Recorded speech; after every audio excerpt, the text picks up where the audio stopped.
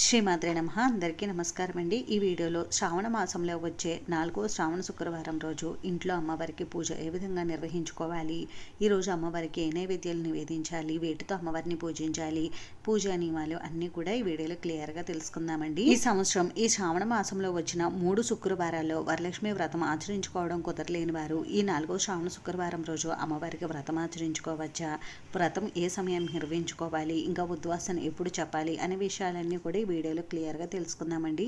అందుకని వీడియోని ఎక్కడా కూడా స్కిప్ చేయకుండా చివరి వరకు చూడండి. శ్రావణ మాసంలో వచ్చే శ్రావణ శుక్రవారాలు చాలా విశేషమైనవండి. ఈ శ్రావణ శుక్రవారాల రోజుల్లో అమ్మవారిని పూజించడం వలన విశేషమైన ఫలితాలు కలుగుతాయి.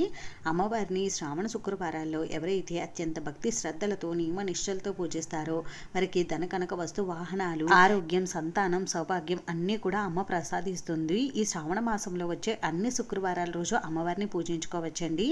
చాలా మంచిది. ఒకవేళ మీకు అన్ని శుక్రవారాలు పూజ చేసుకోవడం కుదరకపోతే కనీసం ఒక్క శనివారం రోజైనా అమ్మవారిని అత్యంత భక్తి శ్రద్ధలతో నియమ నిష్టలతో పూజించుకోండి. మనకి ఈ సంవత్సరం 5 శ్రావణ శుక్రవారాలు అయితే వచ్చాయండి. ఈ 5 శ్రావణ శుక్రవారాల్లో 3వ శుక్రవారం వరలక్ష్మి అమ్మవారి వ్రతం వచ్చింది. ఒకవేళ మీకు ఈ 3వ వారం అమ్మవారికి వ్రతం చేసుకోవడం కుదరకపోతే ఈ 4వ వారం కానీ, లేదు అంటే నెక్స్ట్ వచ్చే 5వ వారం కానీ మీరు అమ్మవారికి వ్రతం ఆచరించుకోవచ్చు.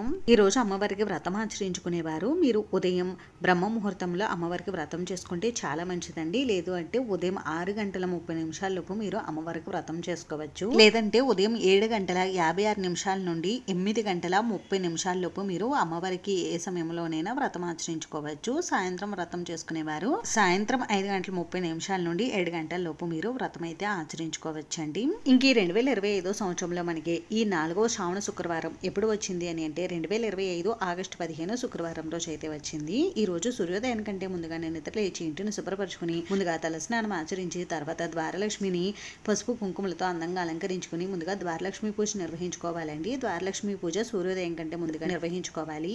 ఆ తర్వాత నిత్య పూజ, తులసి పూజ కూడా పూర్తి చేసుకుని అమ్మవారికి పూజ నిర్వహించుకోవాలి. అమ్మవారికి పూజను మనం పూజా మందిరంలోనైనా నిర్వహించుకోవచ్చు. లేదు అంటే ప్రత్యేకంగా ఇలా పీఠం ఏర్పాటు చేసుకునైనా చేసుకోవచ్చు.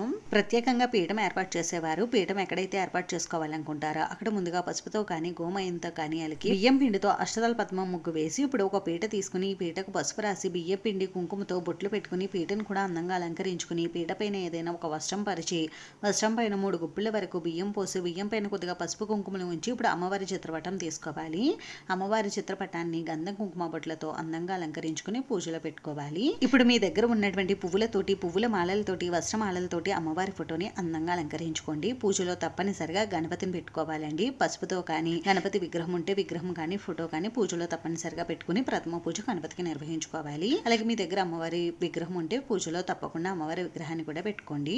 అలాగే అమ్మవారి దగ్గర ఇలా నిండుగా పసుపు కుంకుమలు కూడా పెట్టుకోండి. ఇప్పుడు పూజలో పెట్టుకున్న అమ్మవారి విగ్రహాన్ని, గణపతి విగ్రహాన్ని మీ దగ్గర ఉన్నటువంటి పువ్వులతో అందంగా అలంకరించుకోండి. ఈ రోజు పూజలో మనం ఎన్ని దీపాలైనా పెట్టుకోవచ్చండి. 3, 5, 9 ఇలా ఎన్ని దీపాలైనా మనం పూజలో పెట్టుకోవచ్చు. ఇంకా ఈ రోజు మనం పూజలో అమ్మవారికి ఇష్టమైన దీపాలు ఉంటాయి కదండి. ఉప్పు దీపం, కామాక్షి దీపం, పంచగవి దీపం, తమలపాకుల పైన దీపం, ఇలా ఈ దీపాలు కూడా మనం పూజలో పెట్టుకోవచ్చండి. మీకు ఇష్టం ఉంటే పెట్టుకోండి, లేకపోయినా కూడా మీరు మామూలుగా ఇత్తడి కుందులో దీపారాధన చేసుకుని అమ్మవారికి పూజ నిర్వహించుకోవచ్చు.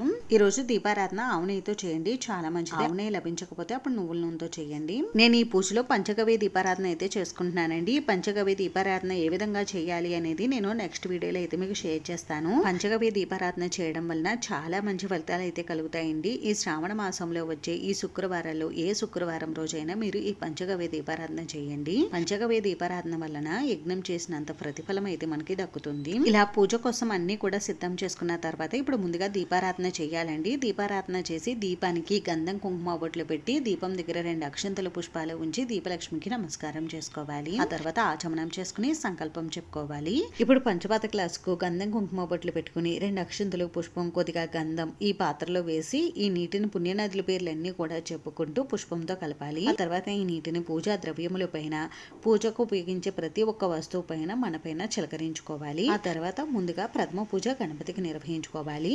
గణపతిని షోడశోపచారాలతో కానీ పంచోపచారాలతో కానీ పూజించుకోవాలి. స్వామివారికి కొద్దిగా పసుపు కుంకుమ, గంధం, అక్షంతల పువ్వులు సమర్పించి ధూపం దీపం నైవేద్యం సమర్పించాలి. నైవేద్యంగా మీ దగ్గర ఏవి ఉంటే వాటిని స్వామివారికి నివేదించవచ్చు. తర్వాత స్వామివారికి తాంబూలం ఉంటే నివేదించి సాంబ్రాణి ధూపం చూపించి కర్పూర నీరాజనం సమర్పించాలి. ఆ తర్వాత స్వామివారిని 2 చేతులతోటి పట్టుకుని పైకి కిందికి 3 సార్లు కదిలించి యథాస్థానం ప్రవేశయామి అని చెప్పుకుని స్వామివారికి నమస్కారం చేసుకోవాలి. ఈ విధంగా చేసుకుంటే మనకి గణపతి పూజ పూర్తవుతుందండి. ఇప్పుడు మనం అమ్మవారికి పూజ నిర్వహించుకోవాలి.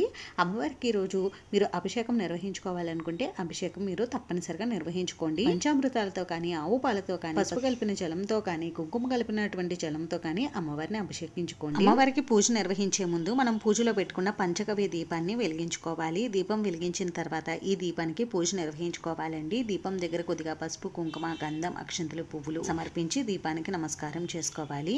ఆ తర్వాత అమ్మవారికి అగరబత్తులతో ధూపం చూపించి 2 అక్షంతలు, పుష్పాలు అమ్మవారి పాదాల దగ్గర ఉంచి అమ్మవారికి నమస్కారం చేసుకోండి. అమ్మవారికి శ్రావణ శుక్రవారం రోజున తప్పకుండా షోడశోపచార పూజ నిర్వహించుకోవాలండి. షోడశోపచార పూజ అంటే 16 ఉపచారాలతో అమ్మవారికి పూజ నిర్వహించుకోవడం.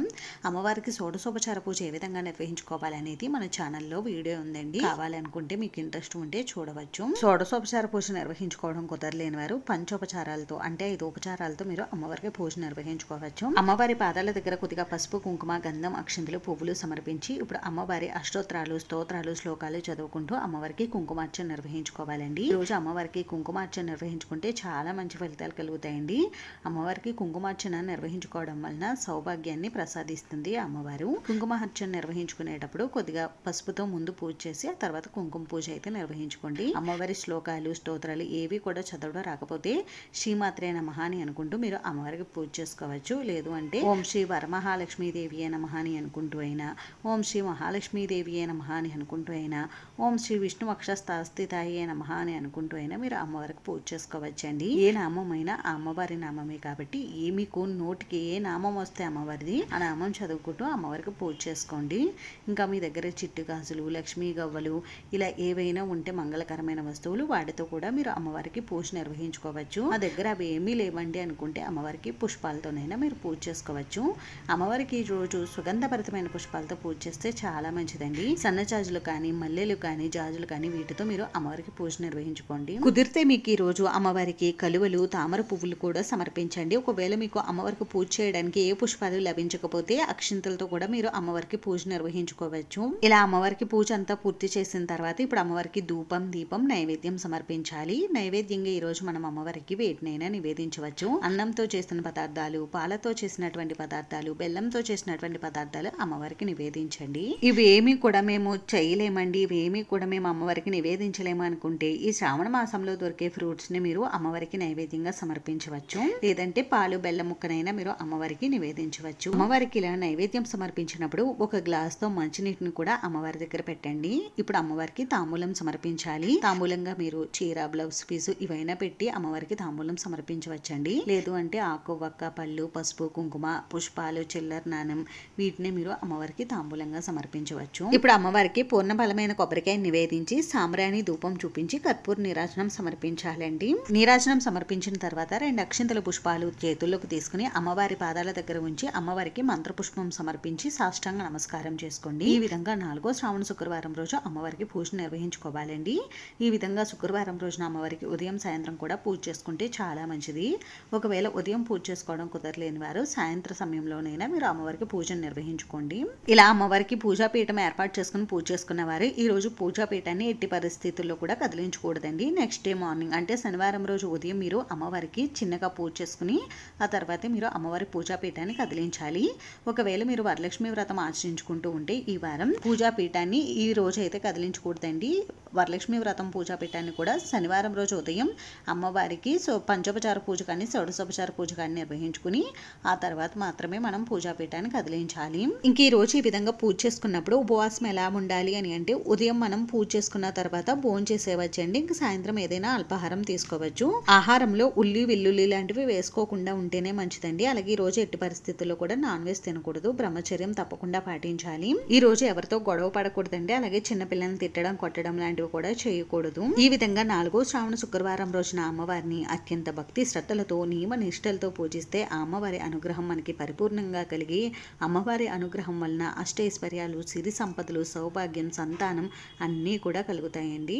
అంతేనండి. చూసారు కదా, ఈ వీడియో మీకు నచ్చితే ప్లీజ్ లైక్ చేసి షేర్ చేసి సబ్స్క్రైబ్ చేసుకోండి. Thanks for watching.